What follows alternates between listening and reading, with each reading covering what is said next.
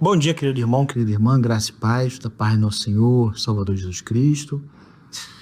Nessa manhã separamos um momento devocional para refletirmos na palavra do nosso Deus.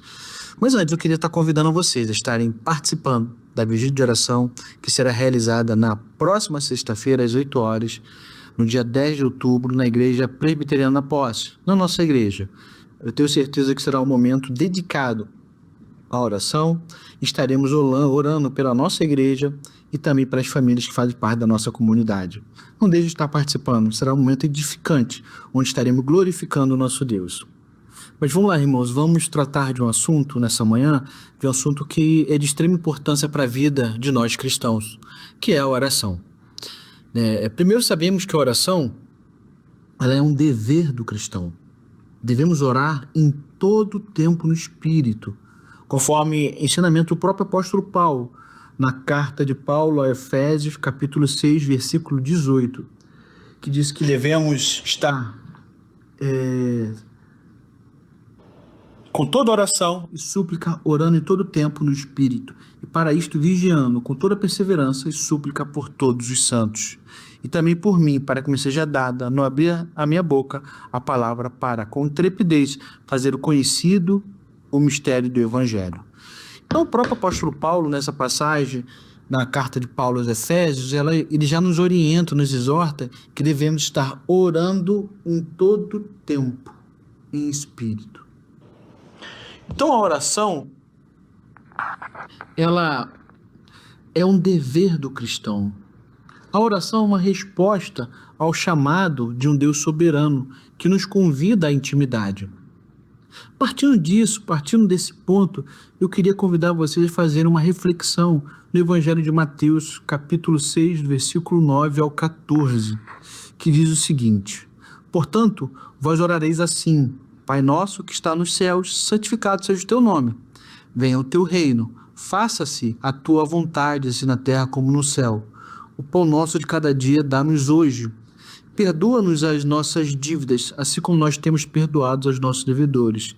Não nos deixes cair em tentação, mas livra-nos do mal, pois teu o reino, o poder e a glória para sempre. Amém. Nessa passagem do Evangelho de Mateus, que é a oração dominical, que de certo é a oração mais conhecida de toda a cristandade, né, que é a oração do Pai Nosso, nós aprendemos algumas lições, tá? E uma dessas lições é reconhecer que estamos diante de um Deus amoroso que nos concede um modelo de oração que é agradável para Ele. Se nós pegarmos aqui os dois primeiros versículos, o versículo 9 e o 10, nós percebemos que Deus nos ensina que devemos primeiramente priorizar o seu reino, priorizar a sua glória. Nós percebemos que Deus fala primeiramente, da santidade, Ele fala da sua glória e fala do teu reino, do seu reino. Então, os dois primeiros versículos retratam primeiramente que a oração que agrada a Deus é aquela que prioriza a sua glória, a sua santidade e o seu reino. Não é por acaso que esses três pontos vêm primeiro nesse modelo de oração. Nós pegarmos aqui o início, esses três pontos são os pontos iniciais do modelo de oração. A oração ela não tem o poder de mudar os planos de Deus. O nosso Deus não é um Deus que fica com braços cruzados, esperando nossas intercessões para assim atendê-la, como se fosse um gênio da lâmpada. O nosso Deus é um Senhor de todas as coisas, é o Criador. Ele criou tudo e todos. Ele é um Deus soberano, onisciente, onipresente, que perscruta o nosso coração. Ele é autor e consumador da nossa salvação. Se somos salvos, remidos pelo sangue de Jesus, regenerados pelo Espírito, esta obra é dele. Foi ele que se achegou a nós. Não temos mérito nenhum. Por outro lado, Deus, em sua infinita misericórdia e seu amor, nos chama a viver uma vida de oração.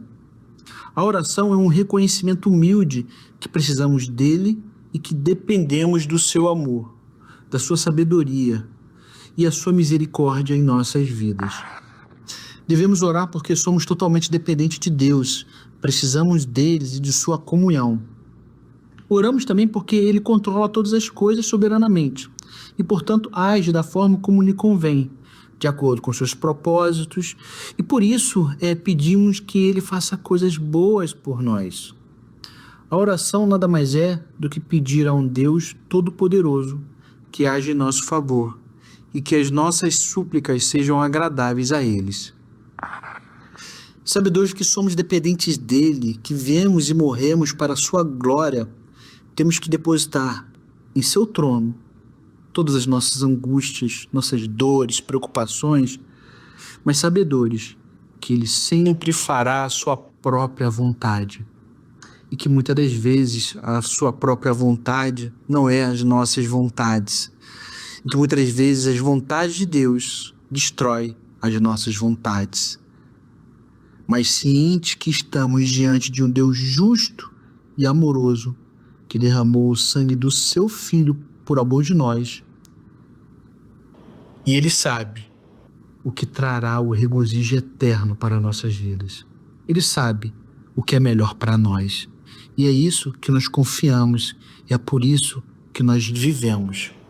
Mas voltando ao texto de Mateus, nós verificamos que os dois primeiros versículos trata primeiro da glória de Deus, da sua glória, da sua santidade e do teu reino. Mas os versículos seguintes, do versículo 11 ao 13, ele fala sobre nós, né? Ele fala daquilo que nós pedimos a Deus. E Jesus ele nos ensina que ele não deixará faltar o pão, não deixará faltar o perdão e nos livrará do pecado. Se nós pegarmos aqui do versículo 11 ao 13 do Evangelho de Mateus, nós percebemos os 3 P's, né? Que é pão, perdão e pecado. E com isso, irmãos, a gente aprende que a oração também fala sobre nós, sobre o nosso coração. Quando reconhecemos que estamos diante de um Deus poderoso, soberano, a oração faz com que reflitamos sobre nós. Faz com que a gente faça uma autorreflexão sobre a nossa vida. Quando Deus não atende às nossas orações, temos que fazer uma autorreflexão, fazendo as seguintes perguntas. Será que a minha oração está glorificando o nome dele? Será que o que eu estou pedindo não é mais do que eu realmente preciso? Será que o motivo da minha oração não é glorificar a mim mesmo?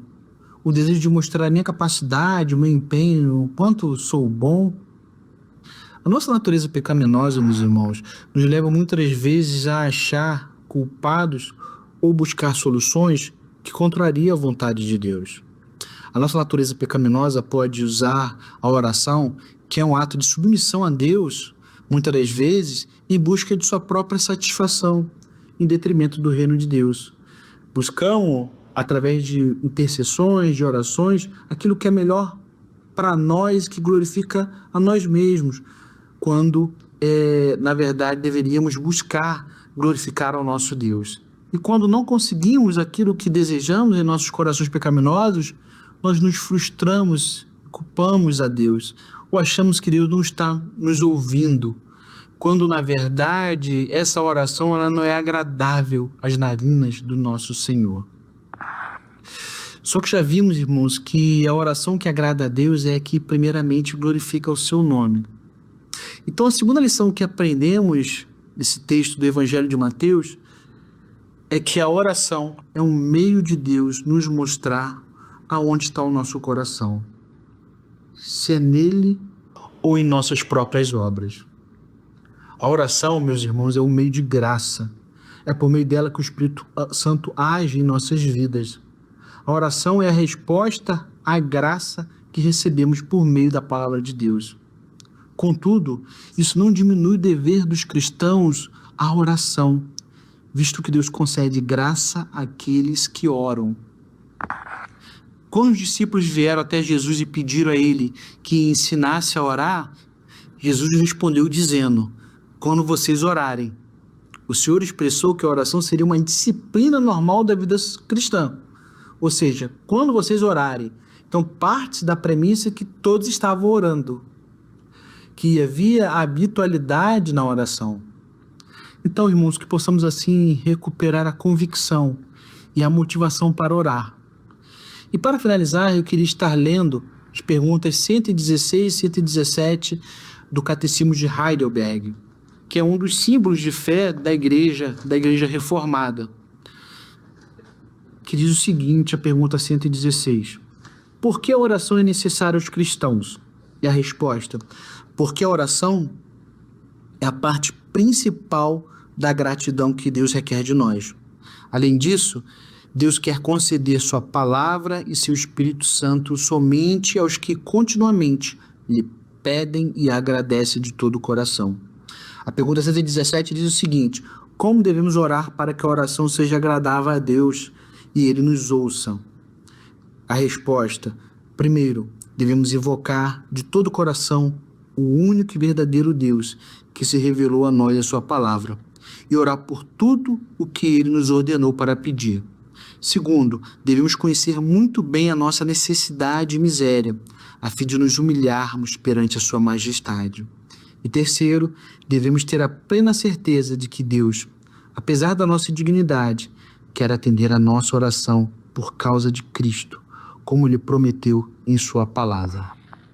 É interessante, irmãos, que no Catecismo de Heidelberg, a oração é abordada em 2 pontos. Primeiro, reconhecendo que a oração é a parte principal da gratidão que Deus quer de nós. Somos gratos a Deus pela obra de salvação em nossas vidas, e por isso nós oramos. E o segundo, que a oração que é agradável a Deus é uma oração que reconhece que somos falhos, pecadores. É uma oração que reconhece a sua grandeza, a sua soberania sobre as nossas vidas e reconhece a nossa dependência a Deus. Então, irmãos, temos a certeza de que Deus quer atender as nossas orações através do sacrifício de Cristo. E por isso, convidamos a vocês a estarmos orando na nossa vigília de oração, que será realizada no dia 10 de outubro, às 8 horas. Que Deus, assim, meu querido irmão, minha querida irmã, possa estar abençoando a vida de vocês nessa manhã. Que Deus, assim, vos abençoe.